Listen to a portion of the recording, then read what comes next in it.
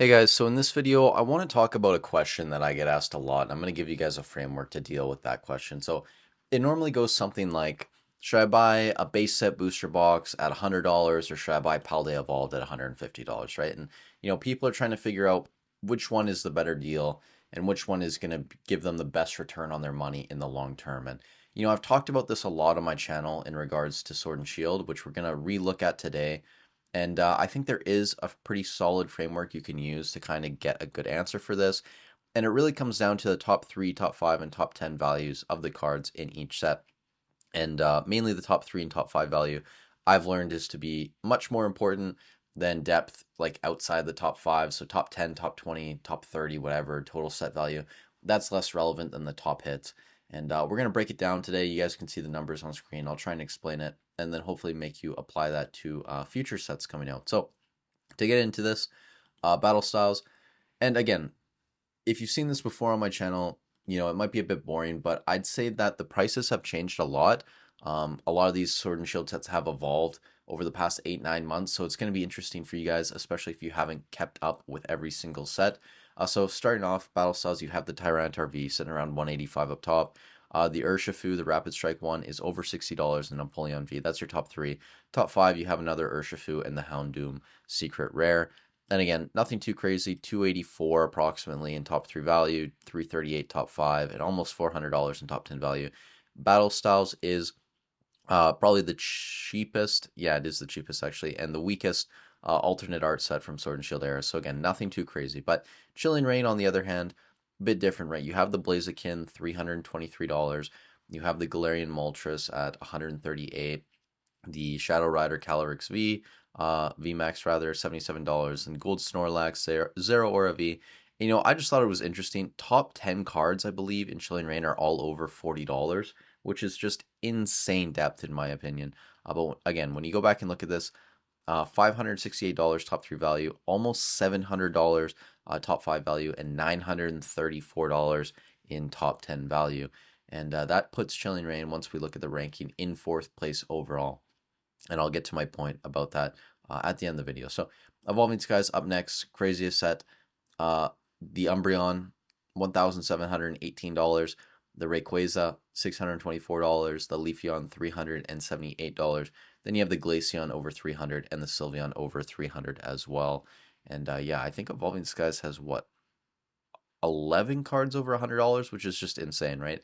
And you can see Evolving Skies is far and away the most expensive top 3, $2,720.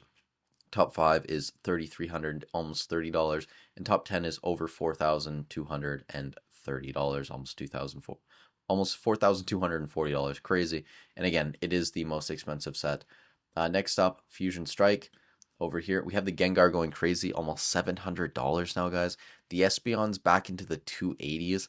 And the surprising one to me, the Mew VMAX is almost $200. The Mew V Alt is at 74, and the Celebi 6186. Those are going to be your top 5 cards. Fusion does have the second highest top 3, the second highest top 5, and the second highest top 10, and the second highest booster box price in Sword and Shield. Maybe the base set's higher, but of the alternate art sets. I didn't talk about the first 4 sets just because there's nothing interesting in them.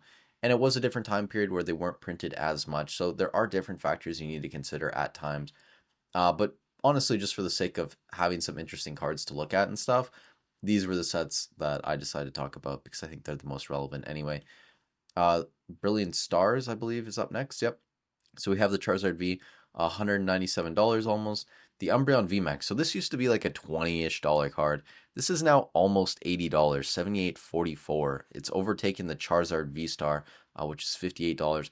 The Sylveon VMAX is over 50 now, $52.80, and the Umbreon V is right behind it at $52.66. So, a lot of these trainer gallery evolutions have basically doubled in price over the past few months.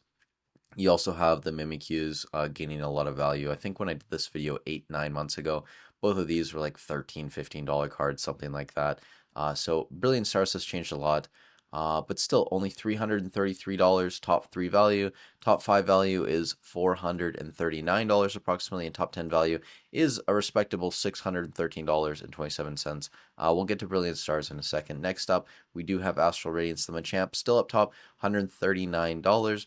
After that, you have the Starmie V at $89.51. So Starmie V, this used to be like a $30, $40 card. This is more than doubled, closer to 150% return on that one. The Garchomp V is sitting at $57.75. This for the longest time was like a $15, $20 card as well. So almost tripled in value there. You have the Origin Form Dialga and Palkia still sitting in that $45 to $55 range. These have risen a little bit, but not too much. The Beedrill, $35 approximately as well. Those are going to be your top 5-6 cards. Astral Radiance, again, one of the weaker sets. Top 3 value, it's actually only a couple dollars higher than Battle Styles at $286.50. Top 5 value, though, it does pull away a bit from Battle Styles at $386. And then top 10 value, $490, which is almost a little over $90 higher than Battle Styles top 10 value. It is the second lowest in all of them, and unsurprisingly, it is the second least expensive booster box out of the alternate art card sets in Sword and Shield.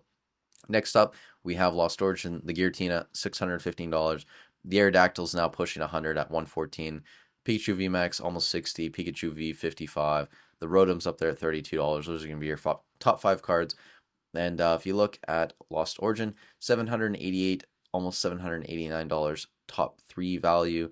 Top 5 value is $877, and top 10 value is $952, which is just slightly higher than Chilling Reign. But if you notice, Lost Origin has the third highest top 3 value, third highest top 5 value, third highest top 10 value, and it is the third most expensive booster box. So you're kind of seeing a pattern here, right? Evolving Skies, first highest in everything, most expensive box. Fusion Strike, second highest everything, second most expensive booster box. Lost Origin, third highest, third most expensive, and Chilling Reign, fourth highest, fourth most expensive, right?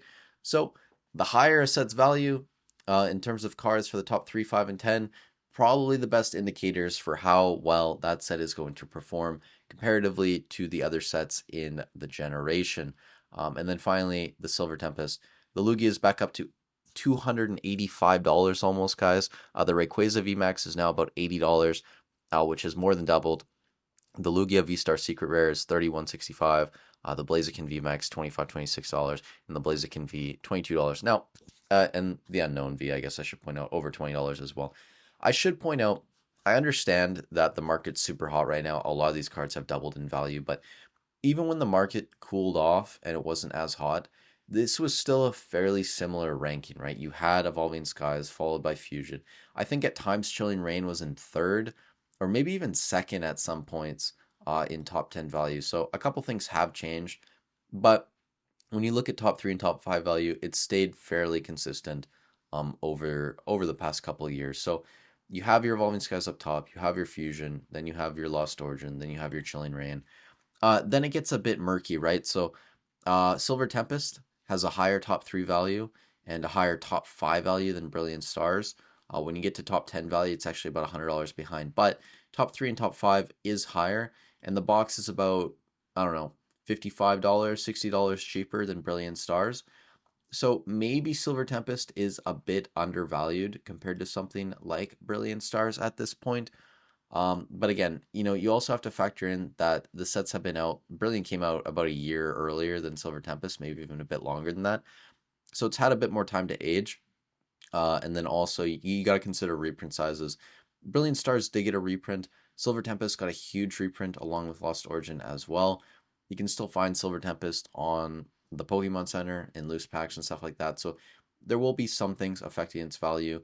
But I think that Silver Tempest probably should be a bit closer to Brilliant Stars.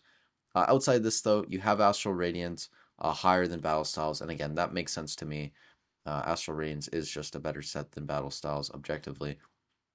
Even though the top 3 value is fairly close, it pulls away at top 5 and then top 10. It's not even a conversation. So I think once Battle Styles sells out, we'll probably see this move into the 170s, maybe the 180s again. I don't think it'll go much higher than that at that point.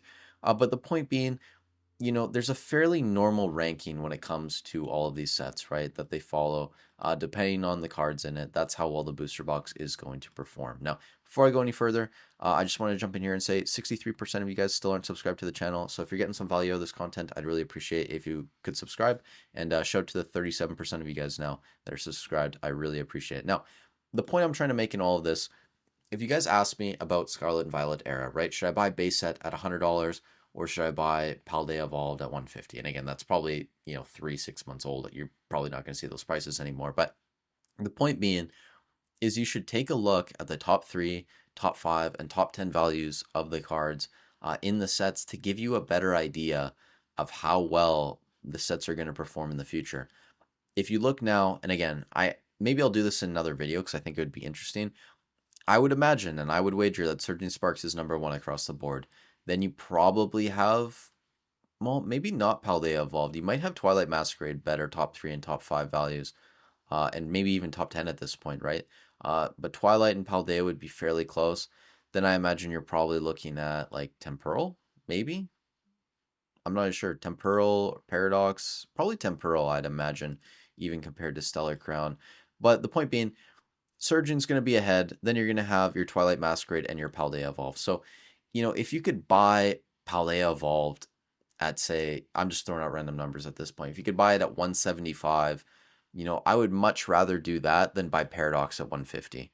Just because I think, in the future, because of the set's value and the hits in it, Paldea Evolved is going to pull away, right? And when you look at the Sword and Shield sets, the ones that have the best hits are pulling away from the pack in terms of booster box price. Like Fusion is now the second highest and it's almost $500. The third highest hasn't even cracked $400 yet, right? So that's like I don't know, 15% difference in price, even though, the hits, a lot of people would argue, are a lot closer in value than you'd think. So really on the top end, everything is going to be top heavy.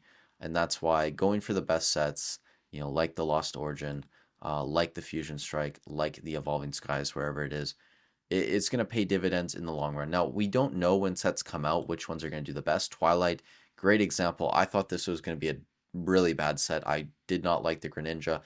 I thought a lot of the cards like the Eevee weren't going to be super special. And again, we're in a completely different market from when that came out. But even before the boom happened, I was being proven wrong.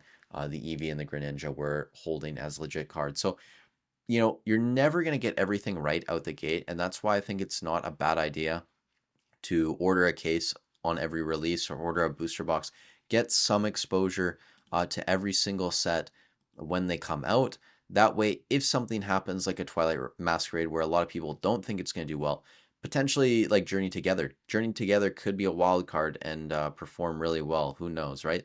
But the point being, you get a little exposure, and then after a couple years, so with Sword and Shield at this point, we kind of know, right? We know that your Lost Origin, your Fusion, your Evolving Skies, those are going to be the top 3 sets. Chilling Reign, wherever it is over here, that's going to be very close as well. So those are going to be your kind of top 4 booster box sets.